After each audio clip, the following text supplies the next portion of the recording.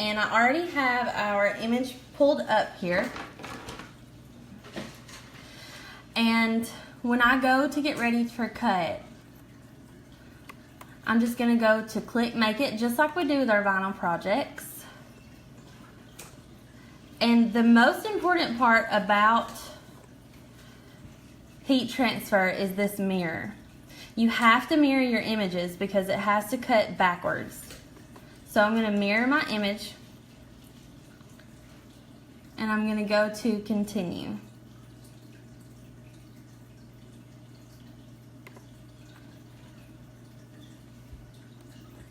Okay, since I'm connected, it's already going to go ahead and send it to my printer. And I'm sorry if it's sideways, you guys. I can edit that and switch it later. And then I'm going to select iron on, and it's ready to go.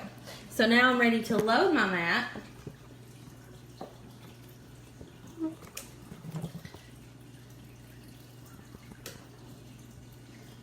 All right. And I have my mat here. And to load it, you want to make sure that your vinyl is shiny side down. So the two most important key parts to heat transfer is to mirror your image like we've already done, and to put this shiny side down. Here's the shiny side and here's the flat. So you can see it's pretty noticeable. We're just going to go ahead and put that shiny side down on our mat here. I'm going to line it up in the corner and roll it down. And I keep my vinyl on my mat. Smooth it.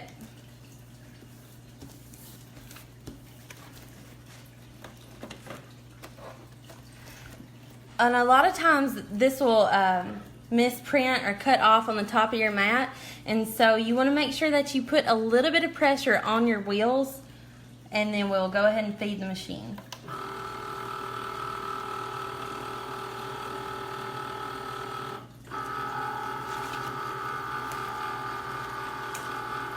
Okay, so we're ready to cut.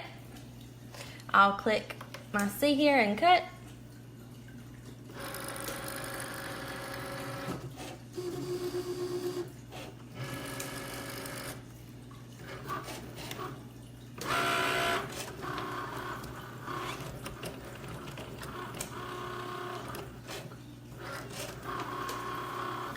Okay, and it's just going to start cutting our image.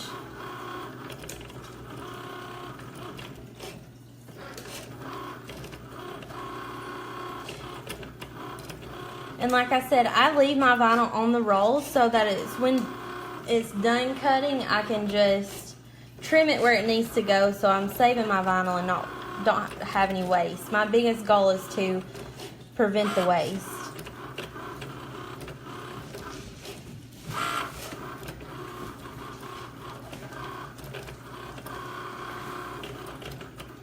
Okay, we're halfway done.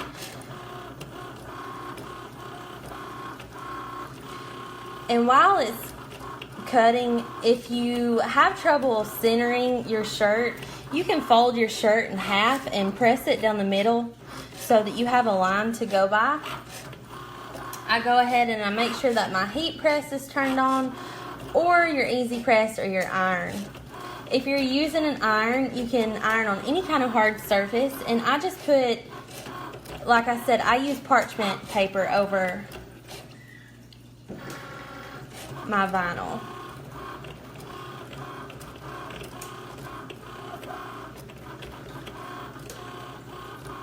Okay.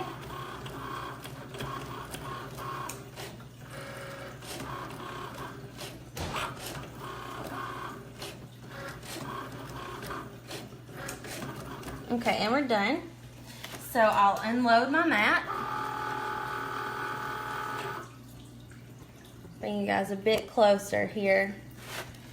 And these Cricut mats are meant to bend. So I go ahead and I flip it and I bend it backwards. Sometimes you will create a crease in your vinyl, and you don't want that. So I know a lot of you have seen these bright pads from Amazon. You can use the Crayola pads. I do use these, and it's just to basically weed on. I don't use the light as much. Okay, so I'll go ahead and trim my vinyl here.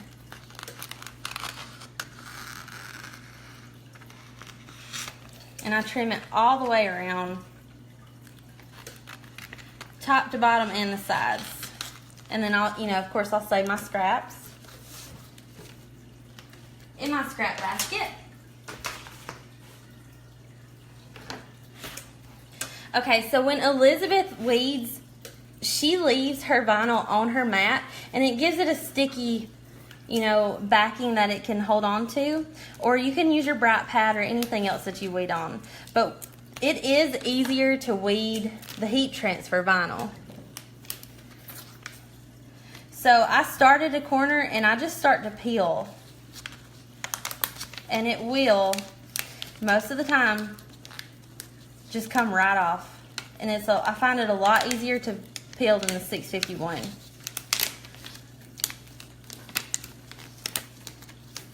And I peel my big pieces first, and then I'll weed away.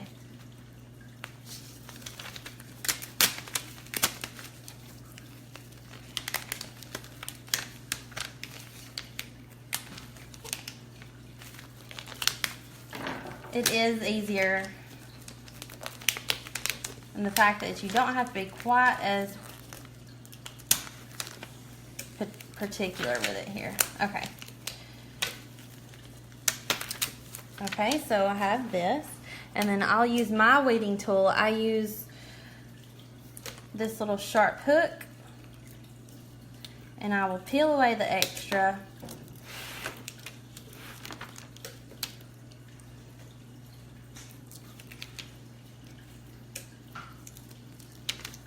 To our Cricut Craft Life here.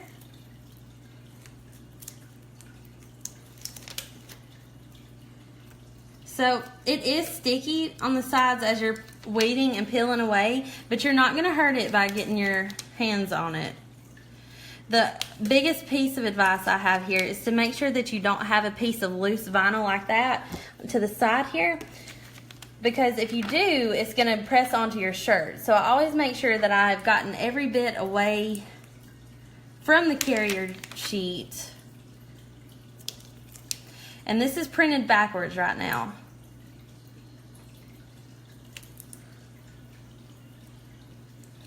I keep my small pieces away from my area because I have had them attached to the shirt before and pressed it on. And if you do that, you can use a pair of tweezers while it's still hot, and a lot of times you can just pick it right off. Okay, turning off my machine. So I have my image here, and it's on the carrier sheet. It is backwards. So let me get my shirt.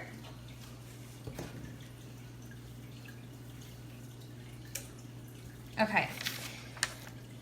Like I said before, if you have trouble centering your shirts, you can fold it in half and you can press it, and it'll give you a line that you can work by.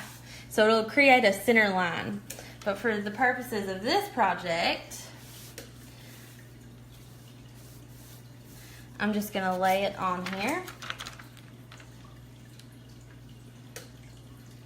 And I've already got sort of a pre-made center line from the way the shirt was folded. There are preferences on where to place these, and I can attach those in the file section. Some say go a couple inches down, some say go from the hemline, some say go from the neckline. It's just up to you and what you prefer. So at this point you can use a tape measure, and what I do is I go from the top of the shoulder down to the bottom, make sure that it's straight here, and we are. And then of course you can do side to side and make sure that you're centered, or you can do that center line. So I have it on here now, and it's facing upwards the right way, and we have our carrier sheet still on, and we're ready to press. So it's going to be loose on here. You just want to make sure that it's sticky and stuck, to your shirt. Bring it over to the heat press. You don't have to use a heat press for this, but I do press at 325, and I press for about 30 seconds. Okay, I'll swing it away. Bring it out here, and then I'll put it on.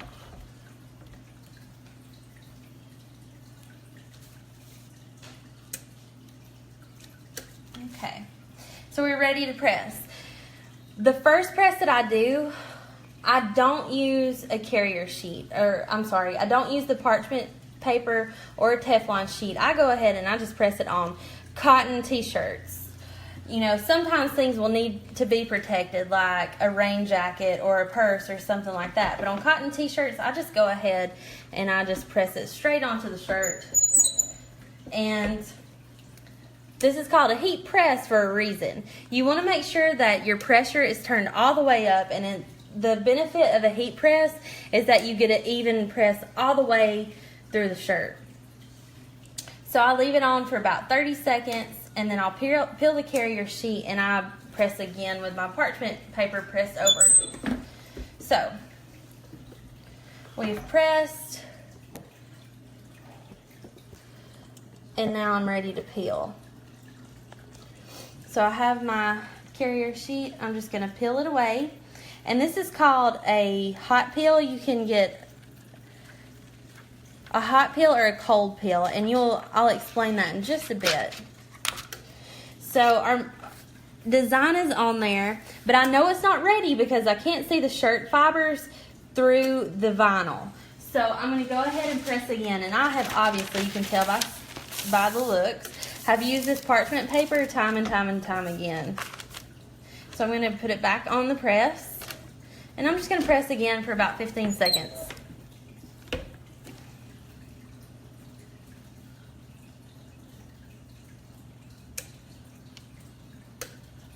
Okay,